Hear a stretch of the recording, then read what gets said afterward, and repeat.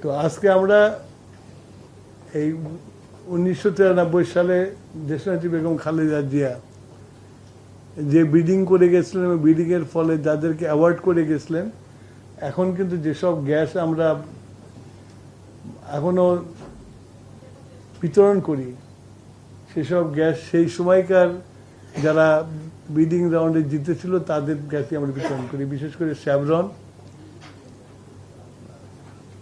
তো এই পরে আর কোনো নতুন করে কোনো বিদেশি কোম্পানিকে এনে গ্যাসে বিডিং করা হয় নাই। আমরা দেখেছি যে সমুদ্র বিজয় হয়েছে, তাই নিয়ে অনেক লাফালাফি হয়েছে, সমুদ্রের নিচে কি আছে সেটাও নিয়ে অনেক কিছু বলা হয়েছে, কিন্তু সেখান থেকে যে আহরণ করতে হবে সেটা বোধহয় ভুলে গেছিল, যার ফলে আমাদের সমুদ্রের বিজয় করার পরেও যারা তখন বলা হয়েছে তারা হেরে গেছে, আমরা জিতে গেছি, তারা কিন্তু সেসব জায়গাতে গ্যাস উত্তোলন করে বিদেশে এক্সপোর্ট করছে। আমরা এখনো মাটির নিচে কি আছে আমরা জানি না। তা আমরা জনগণের কাছে ওয়াদাবদ্ধ ছিলাম যে আমরা ক্ষমতায় আসলে আমাদের বাপেক্সকে আমরা শক্তিশালী করব। যেহেতু বাপেক্সের গভীর সমুদ্রে এক্সপ্লোরেশন করার মতো এক্সপেরিয়েন্স নাই এবং যেসব জিনিস প্রয়োজন সেগুলোও নাই, সেই জন্য বাপেক্সকে আমরা বলেছি যে তোমরা এই বিডিংয়ে আসো, বিদেশি কোম্পানিদের সাথে যদি জয়েন্ট ভেঞ্চার করতে বলে আসো। বাপেক্সকেও কিন্তু আমরা এর মধ্যে রেখেছি।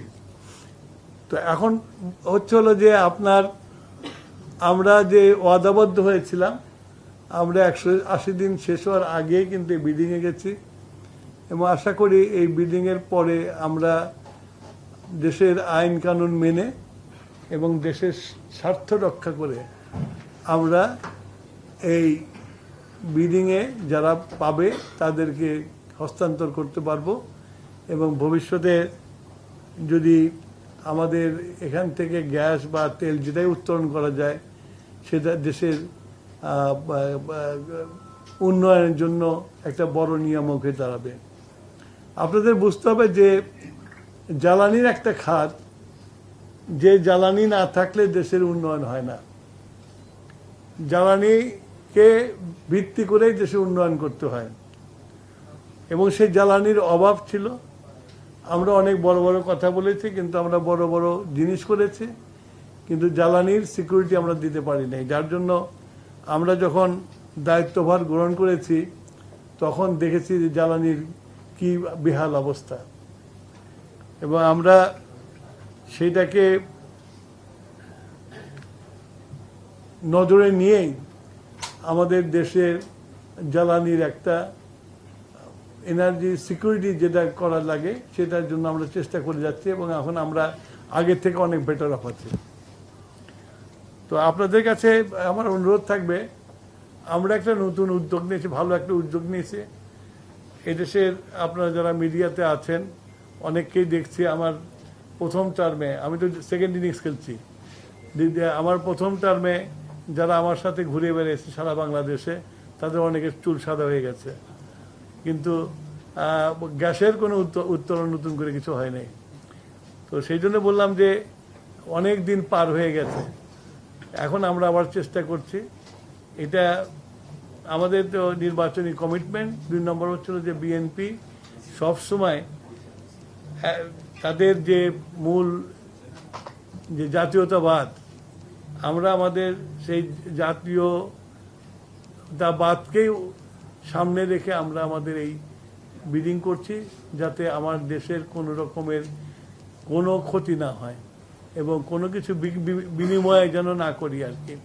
তবে আন্তর্জাতিকভাবে উত্তোলনের যেসব কন্ট্রাক্ট আছে সেগুলোকে বিশ্লেষণ করেই আমাদের জাতীয় স্বার্থ রক্ষা করে আমরা এই কন্ট্রাক্টগুলো করব। আশা করি ইনশাল্লাহ আমরা কামিয়াব হব। আপনাদের সবার কাছে আমরা সমর্থন এবং দোয়া দুটেই চাই, আপনারা করবেন যেন এই কাজটা যেন সুচারুভাবে আমরা করতে পারি। সবাইকে ধন্যবাদ। এই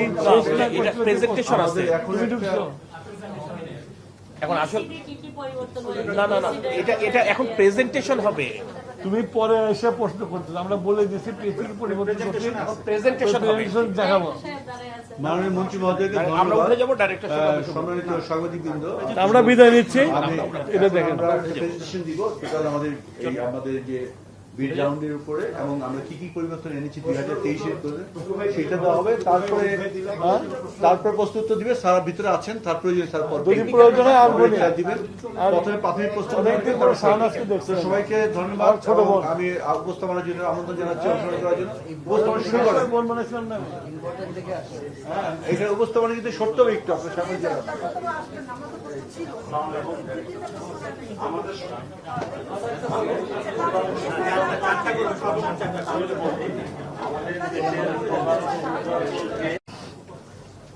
এবং আমাদের আমাদের যে ইলেকশনটা হয়েছে সেই ইলেকশনটি নিয়ে কোনো প্রশ্ন নাই। শুধু একটা পিপুল ম্যান্ডেট নিয়ে আমরা এই সরকারে এসেছি, সেটা হলো আমাদের এই ইনভেস্টারদের জন্য একটা বড় আস্থার জায়গা, এবং আমরা জবাবদিহিতা নিশ্চিত করেছি। এইসব দেখে আমার কাছে তাদের সাথে কথা বলে মনে হয়েছে তাদের আস্থার জায়গায় তারা ফেরত এসেছে এবং তারা বিদে আসবে।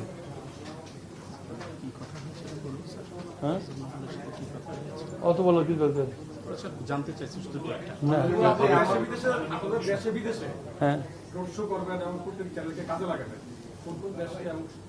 রোড শো তো অনেক অনেক সময় অনেক সরকারের দেখছি আপনার, খালি মানে গভর্নমেন্টের রেভিনিউটা খরচ করে দল বেঁধে যে রোড শো, এটার কোনো রেজাল্ট আসে বলে আমার মনে হয় না। রেজাল্ট আসে তোমার আপনার গভর্নমেন্টের প্রতি কতখানি আস্থা মানুষের আছে। তা আমি আশা করি আমাদের গভর্নমেন্টের প্রতি মানুষের আস্থা আছে, এবং আপনার এই আস্থাকে ভিত্তি করেই ইনভেস্টর আসবে এখানে। মাননীয় মন্ত্রী, আমার একটা ছোট কোশ্চেন সেটা হচ্ছে যে আমি পিছনের নিয়ে গিয়ে হ্যাঁ দাঁড়ান, পিছনে আমাদের অনেকগুলো ব্লক থাকলেও আমাদের সঙ্গে যারা একসঙ্গে আন্তর্জাতিক আদালতে গিয়েছিলেন তারা কাজ শুরু করেছেন, তাদের আমাদের সঙ্গে অনেক জায়গায় ওভারল্যাপ থাকতে পারে। ওই জায়গাগুলোকে সমাধানের জন্য আপনাদের দেশ থেকে নির্দেশনা আছে? হ্যাঁ, যদি কোনো ওভারল্যাপিং থাকে রিজার্ভ, সেটার কোনো নির্দেশনা আছে? না, রিজার্ভ ওভারল্যাপিং থাকলে ন্যাচারালি বায়োলেটারাল আলোচনা হবে, আলোচনাকে ঠিক করা হবে। জিওলজিস্ট আছে, একটু বলুন। আচ্ছা বলেন। বলেন। আমাদের ডিএসসিতে একদম ক্লিয়ারলি বলা আছে যে যদি কোনো গ্যাস ফিল্ড আন্তর্জাতিক সীমানা অতিক্রম করে তাহলে অবশ্যই দুই দেশ একসঙ্গে বসে একটা এটা বললাম তো। যদিও তারা একসঙ্গে বসবে এবং টেকনিক্যাল টিম সব ইভালুয়েশন করে কে কতক্ষণ যাবে সেটা একটা এগ্রিমেন্টে যাবে। এটা আমাদের প্রভিশনটা দেওয়া আছে। আসত্তর মাননীয় মন্ত্রী, বলেন। আপনি বারবার মিটিংয়ে একটা কথা বলতেছিলেন, রাষ্ট্রীয় ইন্টারেস্ট রক্ষা করে আপনারা বিড করছেন এবং যারা বিড পাবে তাদেরকে হ্যান্ড করছেন। আসলে কি এটা রাষ্ট্রীয় স্বার্থ রক্ষার ক্ষেত্রে কোনো সংজ্ঞা আছে? আবার হচ্ছে রাষ্ট্রীয়, এটা আগে থেকে বলে দিচ্ছে এই জন্যই যে কোনো কিছুর মধ্যেও অনেক কিছু খোঁজার চেষ্টা করা হয় আর কি। সেটা বলার চেষ্টা করছি যে উই আর ভেরি ট্রান্সপারেন্ট, এবং আমরা আমাদের দেশের স্বার্থ ক্ষুণ্ণ করে কিছু বলবো না, এটা আমাদের কমিটমেন্ট, সেইটি আমরা জানিয়ে দিচ্ছি। বেশি প্রশ্নগুলি পাওয়া যাবো কিন্তু, বলো। আমার প্রশ্ন হচ্ছে, আমরা পিএসসি সংশোধনের যা দেখলাম এটা হচ্ছে সর্বোচ্চ চেষ্টা করা হচ্ছে যে বিদেশিরা পার্টিসিপেট করে। এখন মানে আসলে শুধু টেন্ডার আহ্বান করেই তো আসলে পার্টিসিপেট করে না। এর আগে আমরা প্রায় 14 বছর দেখেছি যে বারবার এফেল করেছে, অনেকে সমুদ্রে তেল গ্যাসের কাজ করেও চলে গেছে নানান অজুহাতে। এখন কি মানে এখানে আসলে এর আগেও 2-3টা কোম্পানি চলে গেছে আমাদের সমুদ্রে কাজ করার পরেও। আপনার সঙ্গে কি ব্যক্তিগতভাবে বা মানে অফিসিয়ালি কোনো বিদেশি কোম্পানি যোগাযোগ করেছে কিনা, তাদের আগ্রহ আছে কিনা, অথবা এই সমুদ্রে কোনো জিওপলিটিক্যাল ইস্যু আছে কিনা? এক নম্বর প্রশ্ন তো অনেকগুলো হয়ে গেছে, তাই না? এক নম্বর হলো যে ভবিষ্যতে কি হবে আমি কিছু বলতে পারবো, সেটা একমাত্র আল্লাহ তাআলা জানে। আর 2 নম্বর হচ্ছিল যে আপনার যারা এইটা করবে অনেকেই আমার সাথে দেখা করে গেছে, বলে গেছে তারা ইন্টারেস্টেড, পার্টিকুলারলি বড় বড় কোম্পানি, যে আমেরিকান কোম্পানিগুলো আছে এবং চাইনিজরাও ইন্টারেস্টেড এই ব্যাপারে দেখলাম।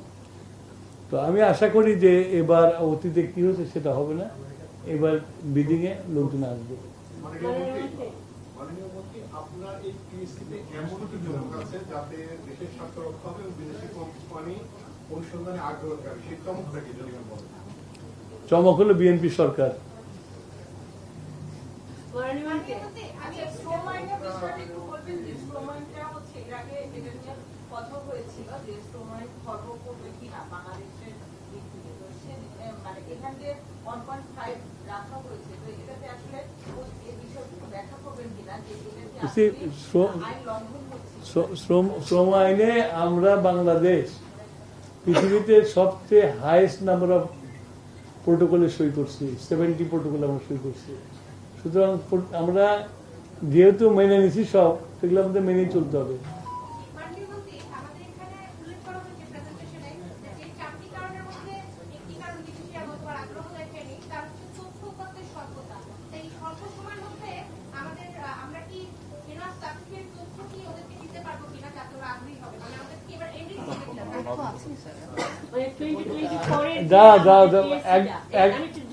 প্রশ্ন সাথে প্রশ্ন করলে তো হবে না, না ওয়ান বাই ওয়ান না, আমি যোগ উত্তর তোমার প্রশ্ন উত্তর দেবো না। একজন করছে, তুমি তোমার টার্নে তুমি এসে করো। ওকে, আবার বলো তো তুমি।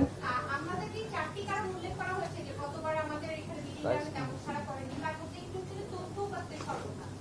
আমরা এবার কি চাচ্ছি আর এন্ডিং একটা তথ্য উপাত্ত বিদেশি বহুজাতিক কোম্পানিগুলোকে দিতে পারছি কিনা যাতে ওরা বেশি আগ্রহী হবে। আমাদের প্রস্তুতিটা এবার কেমন?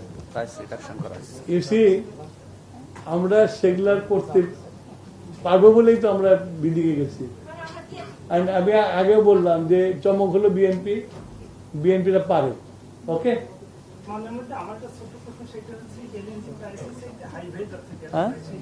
আমাদের ইকোনমি এটা কাভার করতে পারবে কি? কি আমরা এলএনজি কে $6.9 মতো করতেছে, যেটা আমরা জিডিজি আসতেছে $11 মতো যদি করে দেয়, সেই ক্ষেত্রে আমাদের ইকোনমি এটা কাভার করতে পারবে কিনা? গ্যাসের যে প্রাইস আছে, এখানে আরো সাবসিডি লাগবে কিনা, এরকম কোন সংকট তৈরি হবে?